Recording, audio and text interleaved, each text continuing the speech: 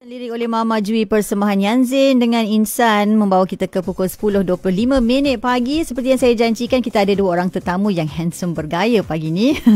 Kita nak bersama dengan Insinyur Muhammad Shahrum bin Ahmad Saman, Timbalan Ketua Pengarah Kerja Raya Sektor Infra Jabatan Kerja Raya, dan juga Insinyur Anwar bin Muhammad Aris, Ahli Jawatan Kuasa Teknikal RSA, Lembaga Jurutera Malaysia LJM. Assalamualaikum tuan-tuan berdua. Waalaikumsalam. Sihat hari ni Alhamdulillah. Sempat sarapan tadi?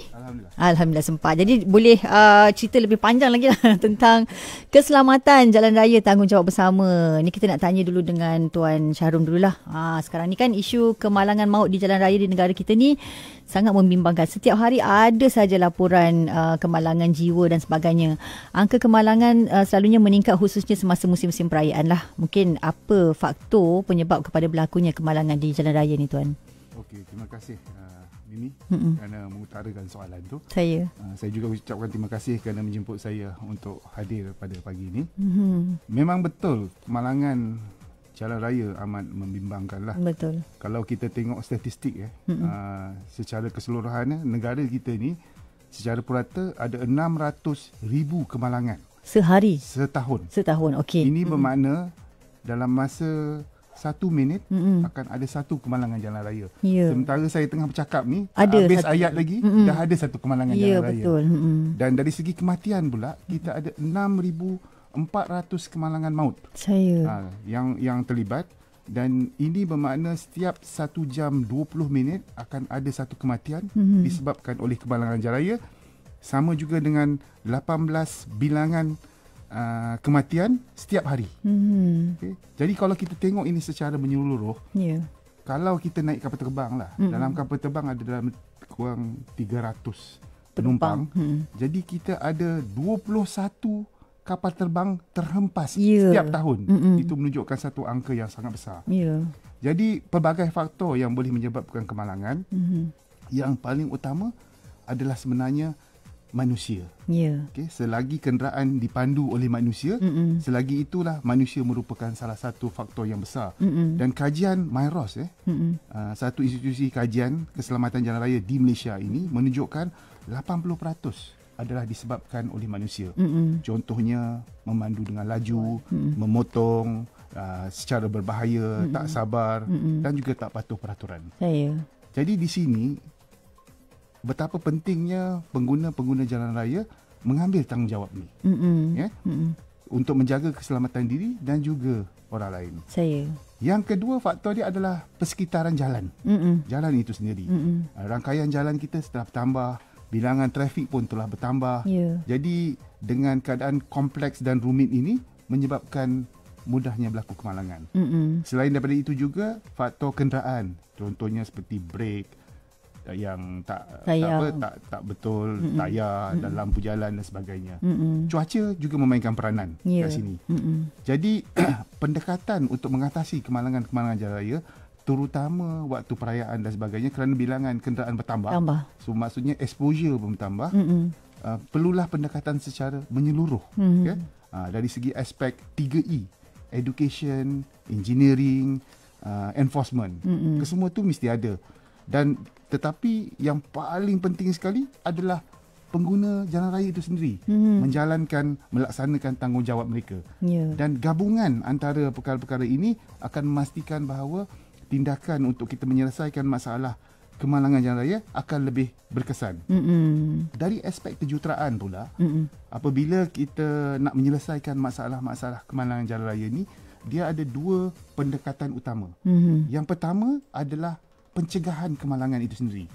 Okay, pencegahan kemalangan, dan sebagaimana dalam aspek di sini kita menggunakan amalan ataupun praktis audit keselamatan jalan raya. Ini Encik Anwar akan sentuh dengan lebih detail nanti. Dan yang kedua adalah kita nak kurangkan bilangan kemalangan. Itu maksudnya kita laksanakan tindakan-tindakan penambahbaikan ke atas jalan-jalan sedia ada. So basically itulah dia katakan pendekatan kejuruteraan yang kita selalu laksanakan. Tadi Tuan ada sebut tentang audit keselamatan jalan raya kan Tuan? Macam mana agaknya proses ni dijalankan secara amnya Tuan? Audit keselamatan jalan raya ni dia bertujuan supaya reka bentuk dilaksanakan mengikut piawaian kejuruteraan yang baik. Yang kedua, supaya ciri-ciri reka bentuk itu akan boleh mengurangkan risiko berlakunya kemalangan. Dan yang ketiga adalah supaya mengambil kira tentang keperluan pengguna-pengguna jalan raya yang berisiko tinggi lah. Definasi untuk audit keselamatan jalan raya tu, dia ada 4 keywords lah. Ya. Yang pertama, dia merupakan a formal examination. Maksudnya dia bukan pemeriksaan yang secara ad hoc, tetapi merupakan pemeriksaan yang secara berkala untuk mengenal pasti isu-isu keselamatan. Dan yang kedua adalah dia dilaksanakan di pelbagai peringkat projek. Dari peringkat perancangan, reka bentuk, pembinaan dan juga operasi. Yang ketiga, dia dilaksanakan oleh auditor atau pemeriksa-pemeriksa yang bebas dan juga berkelayakan. Dan yang keempat adalah apabila dia laksanakan audit keselamatan jalan itu, dia tengok dari segi aspek keselamatan bukan sahaja untuk pemandu kereta, tetapi semua jenis pengguna jalan, termasuk pejalan kaki, penunggang motosikal dan sebagainya. Jadi audit keselamatan jalan ini seperti yang saya kata tadi, dia dilaksanakan di pelbagai peringkat projek dan dia selaras dengan amalan-amalan antarabangsa. Jadi peranan auditor itu sendiri adalah untuk pastikan bahawa isu-isu keselamatan jalan dapat dikenal pasti dan sekiranya kita nak hapuskan dia, kita eliminatekan dia, dan kalau tak boleh disebabkan oleh kekangan projek ataupun sebagainya, kita cuba laksanakan tindakan mitigasi supaya jika kemalangan berlaku, keparahan itu akan lebih lebih kurang lah. Baik. Insinyur Anwar, boleh tak Tuan terangkan secara terperinci lagi macam mana audit keselamatan jalan raya ini dilaksanakan? Terima kasih Mimi atas soalan tersebut. Untuk menjelaskan lebih lanjut lah berhubungan dengan proses audit keselamatan jalan raya ini, kami sebagai jurutera audit akan merujuk kepada garis panduan yang disediakan oleh pihak khususnya pihak JKR sebenarnya. Pihak JKR telah melaksanakan audit ni lama, sejak 1995 lagi. Sebab masalah ni bukan masalah baru kan. Ya, betul. Jadi masalah yang telah lama dan ada satu garis panduan yang telah dibuat oleh pihak JKR bersama dengan bantuan daripada pihak international yang pakar jugalah tentang proses pengauditan ini. Jadi rujukan itu yang utama lah yang digunakan oleh jurutera audit untuk setiap projek yang dilaksanakan. Sebenarnya disebut oleh engineer Syahrum tadi bahawa ia merupakan satu proses beberapa peringkat. Jadi peringkat pertama tu ialah peringkat dipanggil peringkat reka bentuk yang konsep. Okey. Dia berkonsep ni sebab kita tak boleh tinggalkan audit tu terlalu lewat. Maka dia perlu awal lagi. Jadi masa peringkat konsep itulah di mana kita memilih jajaran. Kan mungkin ada pilihan 2-3 pilihan jajaran kalau projek yang baru lah. Dan kita boleh menilai di manakah projek jajaran itu yang boleh menimbulkan pemerasalan keselamatan yang lebih berbanding yang lain kan. Jadi kita boleh membuat pilihan berdasarkan di peringkat itu lagi. Jadi di peringkat ini kita juga ada data-data kajian trafik yang dilaksanakan oleh jurutera trafik dan dengan data itu kita boleh menilai apakah fasiliti yang sesuai untuk jalan yang akan kita bina rancang itu. Jadi bahagian perancangan dan konsep ini pentinglah supaya kita tidak lepas pandang tentang isu keselamatan ini. Jadi dari peringkat ini juga kita menentukan tentang berapa lorong, berapa piawaian apa nak dipakai, sama ada jalan R1, R2. Dia ni dalam JKR lah, kita technical term sikit ni. R1, R2, R3 sampai R5 kan. U1 kalau urban tu U1 sampai U6 kan. Jadi piawaian apa nak pakai. Jadi peringkat itu lagi telah dikenal pasti. Jadi setelah dikenal pasti dan kita kata okey, inilah jajaran yang paling sesuai dan mungkin kurang minima risikonya, barulah kita pilih. Selepas dipilih barulah kita pergi kepada peringkat yang kedua, iaitu peringkat bentuk awalan. Peringkat awalan ni dia lebih dah tetap jajarannya dan kita boleh memastikan buat reka bentuk awalan berhubung dengan jajaran menegak, mengufuk dan sebagainya. Ini terma kejuruteraan lah. Dan juga apakah jenis cross section, elemen-elemen jalan yang adakah perlu ada berapa lorong, adakah perlu ada pejalan kaki, lorong pejalan kaki, adakah perlu lorong motosikal dan sebagainya. Itu bergantung kepada apakah trafik yang akan diterima oleh jalan yang akan kita reka bentuk lah. Jadi itu peringkat awalan, dan termasuk juga di peringkat ini kita memastikan apakah jenis persimpangan umpamanya sebab trafik tu kan trafik banyak. Setengah-setengah tu kita tak boleh nak guna trafik persimpangan yang biasa. Kena ada persimpangan bertingkat umpamanya. Supaya pemisahan di antara konflik trafik itu akan dapat dikurangkan. Jadi ini pun di peringkat yang reka bentuk awalan lah. Dan dengan itu dapat kalau jalan baru kita boleh memastikan reserve jalan tu sesuai cukup kan untuk. Jadi ini semua peringkat awalan lagi. Reka bentuk awalan. Jadi setelah di peringkat awalan itu, di setiap peringkat ni ada laporan. Jadi laporan itu dikeluarkan dan diberikan kepada pihak jurutera yang buat design. Dan juru audit dia audit saja. Laporan itu diberikan kepada jurutera yang buat design, dan dia akan menilai dan juga akan memasukkan elemen-elemen yang telah ditetapkan lah. Dan dia kena pasti audit item ni telah dimasukkan dan sebagainya. Jadi laporan itu a live document. Dia audit baru design dulu, Tuan. Bukan design dulu baru audit. Dia design dulu. Dia design, lepas tu dia kasih kita audit, dan dia akan dia akan memastikan bahawa apa komen kita pada design tu akan dimasukkan semula. Ada buat amendment ke kan. Jadi dia kolaborasi antara auditor dan juga designer lah. Dia dua pihak yang berbeza lah, independen lah. Jadi itu peringkat awalan. Kemudian dia masuk kepada peringkat ketiga, iaitu peringkat reka bentuk terperinci. Ini pendetailan lah. Dalam reka bentuk terperinci ni bukan sahaja jajaran, tapi mungkin ada elemen reka bentuk persimpangan lebih detail. Adakah perlu adakan lorong tambahan, lorong memotong dan sebagainya kan. Itu pun di peringkat terperinci dan banyak interaksi elemen-elemen reka bentuk, bukan saja jajaran, tapi mungkin dari segi papaitan. Kalau tak cukup papaitan maka mungkin ada ponding, mungkin ada masalah. Kita kat Malaysia ni hujan lebat kan. Jalan bertakung pun masalah pula betul. Jadi kalau kita punya piawaian standard reka bentuk, kadang-kadang kita pun refer kepada negara-negara lain kan, dokumen untuk kita guna di sini. Dan kadang-kadang tu dia bersesuaian dengan negara dia kan. Dan negara kita berbeza. Jadi elemen audit tu adalah penting lah. Dia peringkat reka bentuk terperinci tu. Jadi ada dokumen juga. Kita dapatkan semua dokumen reka bentuk, kita audit dan kita serahkan laporan itu kepada designer, dan mereka akan buat amendment, pertukaran apa yang perlu lah. Jadi itu peringkat reka bentuk. Sebelum tender, kita sebagai auditor perlu memastikan kepatuhan kepada apa yang telah kita audit. Jadi lepas dia amend ataupun dia buat pindaan tu, kita kena tengok sekali lagi sebelum kita tender. Supaya kalau tak masukkan, jadi tender tak akan take consideration, tak mengambil kira perkara itu akan pertambahan projek pula, cost projek pula.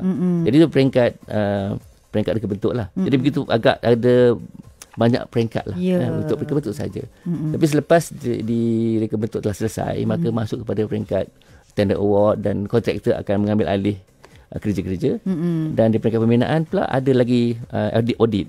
Peringkat pertama, bila keluar lukisan pembinaan, kita pun kena tengok sama ada tak elemen-elemen yang kita sebut itu ada. Itu barulah boleh dijalankan pembinaan. Dan mungkin dalam masa 50% of pembinaan telah selesai, kita kena datang ke audit lagi, memastikan ia telah dilaksana. Sebab kadang-kadang dalam pembinaan ni banyak perubahan. Ada perjumpaan benda yang baru kan dalam pembinaan, jadi ada perubahan. Jadi dalam konteks tu perubahan di tapak perlu juga dinilai. Jadi itu peringkat dipanggil tahap peringkat 4 tu bahkan 2 lah. 50% dah siap. Tapi sebelum pembukaan jalan tu, kita kena ada satu lagi audit lagi. Dipanggil peringkat 4 bahagian 3. Sebelum buka, kita kena pergi site. Kita kena audit siang, kena audit malam. Kalau musim hujan pun kita turun juga ke padang kan. Tengok pastikan semua tu semua dalam keadaan baik lah sebelum dibuka. Sebab kadang-kadang lampu sesuai tak lampu jalan kan, traffic light punya operation tu sebagainya. Jadi itu perlu dilaksanakan lah. Itu untuk peringkat pembinaan. Jadi bila dah buka tu, biasanya ada masuk peringkat kelima lah. Peringkat kelima ni lah selepas masa operasi, mungkin dalam 3 bulan ataupun 6 bulan selepas operasi. Jadi bila dah operasi tu, kita akan nampak interaksi pemandu dengan fasiliti jalan yang kita buat. Jadi kita kena buat observation, pemerhatian, dan kalau ada apa-apa yang perlu kita tambah baik, kita akan syorkan. Dan pihak kontraktor masih lagi dalam dipanggil defect liability period. Diboleh lagi membuat perbaikan. Biasanya defect liability period dalam masa setahun 2 tahun. Jadi itu yang biasanya kita laksanakan. Dan kita tegaskan bahawa proses audit ini dilaksanakan oleh jurutera audit yang independen lah. Itu. Kalau dengar proses daripada Tuan Anwar ni, sebenarnya proses untuk membina sebuah jalan, sebatang jalan sekalipun, prosesnya sangat-sangat lama. Ada orang awam macam saya kan, yang kadang kata kenapa lama sangat nak siap kan. Inilah prosesnya. Nak beritahu kepada pendengar KLFM, mungkin ada yang tak tahu. Jadi kita rehat seketika Tuan. Lama dah Tuan bercakap tadi. Kita rehat sekejap. Boleh?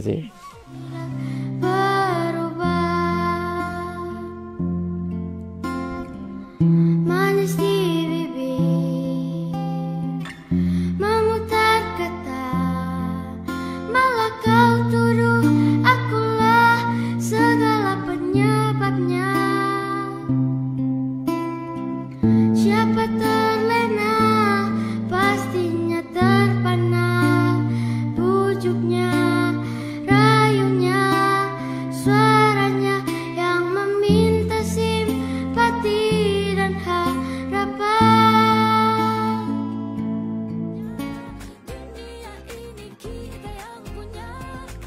Engkau pastinya tersenyum dengan pengunduran diriku, tetapi bagi diriku suatu ketenangan. Andainya kita terus bersama, belum tentu kita bahagia selama tidak kau rubah cara hidupmu. Katakan apa yang kau ingin, selagi kau dapat berkata. Memang begini sikapmu semenjak dahulu. Andainya kita selalu bersama, belum tentu kita bahagia selama tidak kau rubah cara hidupmu.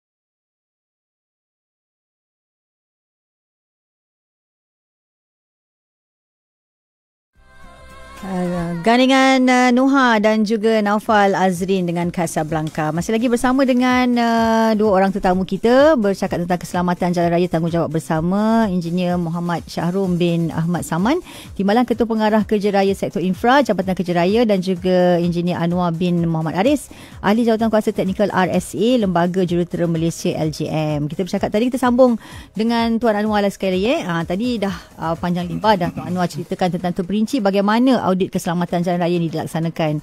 Pada masa ni berapa auditor bertauliah yang berdaftar dengan BEM? Adakah ianya mencukupi? Tuan mungkin boleh terangkan jugalah macam mana untuk berdaftar sebagai auditor keselamatan jalan raya ni Tuan Anwar. Baik, setakat ini kita ada lebih kurang 48 juru audit yang berdaftar dengan pihak Lembaga Jurutera Malaysia, dan proses pendaftaran oleh LJM ini telah bermula sejak 1 Ogos 2023.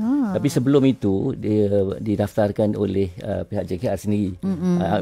Pihak Lembaga Jurutera Malaysia mengambil alih hanya tahun 2023 lah daripada pihak JKR. Dan mereka yang telah didaftarkan di bawah JKR secara automatik lah boleh didaftarkan di bawah lembaga jurutera. Jadi dari segi bagi yang berminat lah untuk menjadi jurutera ni, juru audit ini, dari segi kelayakannya dia perlu ada 3 tahun pengalaman bekerja dalam mereka bentuk. Sekurang 3 tahun dan 2 tahun dalam pembinaan jalan dan juga 2 tahun dalam aspek kejuruteraan keselamatan jalan. Jadi itu yang minimal lah. Jadi mereka-mereka yang berkelayakan boleh buat permohonan melalui talian dan atas talian lah kepada portal MyBEM. Dan juga satu lagi yang perlu lah, mereka perlu menghadiri latihan lah, yang dilaksanakan oleh pihak RIM dan juga JKR atau mana-mana pihak yang diiktiraf oleh lembaga. Itu saja. Saya nak tambah kat situ lah. Mungkin dia perlu merupakan juga seorang jurutera profesional dengan perakuan amalan PEPC dengan Board of Engineers Malaysia lah. Okey. Baik, untuk Tuan Sharum sini. Tadi pihak Tuan tu ada sebut tentang isu keselamatan jalan raya, tanggungjawab bersama kan. Apa agensi yang turut sama berusaha untuk mengatasi masalah keselamatan jalan raya ni, Tuan? Okey, terima kasih Mimi. Soalan yang baik tu. Kalau nak ikutkan soalan pertama saya tadi, soalan Mimi yang pertama tadi, saya ada cakap tentang kaedah-kaedah pendekatan kejuruteraan untuk kita tangani aspek keselamatan jalan ni. Dia ada 2. Yang pencegahan kemalangan tu merupakan yang audit keselamatan jalan raya yang dilaksanakan untuk projek-projek kita. Dan yang kedua adalah pengurangan kemalangan. Jadi bagi untuk pendekatan pengurangan kemalangan ni, kita bekerjasama dengan pelbagai agensi. Sebabnya pengurangan kemalangan ni dia berlaku untuk jalan-jalan yang sedia ada. Jadi apa yang kita lakukan adalah kita melaksanakan penambahbaikan untuk lokasi-lokasi black spot. Kalau orang dengar kata apa black spot tu kan? Black spot tu secara amnya maksud dia adalah lokasi-lokasi di mana kemalangan berlaku secara kelompok. Ada kluster. Secara kelompok, dan kemalangan-kemalangan yang berlaku itu adalah kemalangan-kemalangan yang mempunyai pattern yang sama. Contohnya langgar belakang, ataupun banyak kemalangan yang melibatkan motosikal, ataupun kemalangan yang melibatkan berjalan kaki. Itu maksudnya kluster tu lah. Kluster tadi tu lah. Jadi kalau kita nak membandingkan antara kemalangan yang disebabkan oleh kejuruteraan ataupun kemalangan yang bukan disebabkan oleh kejuruteraan, itulah dia. Dia ada kluster, lepas tu dia ada pattern.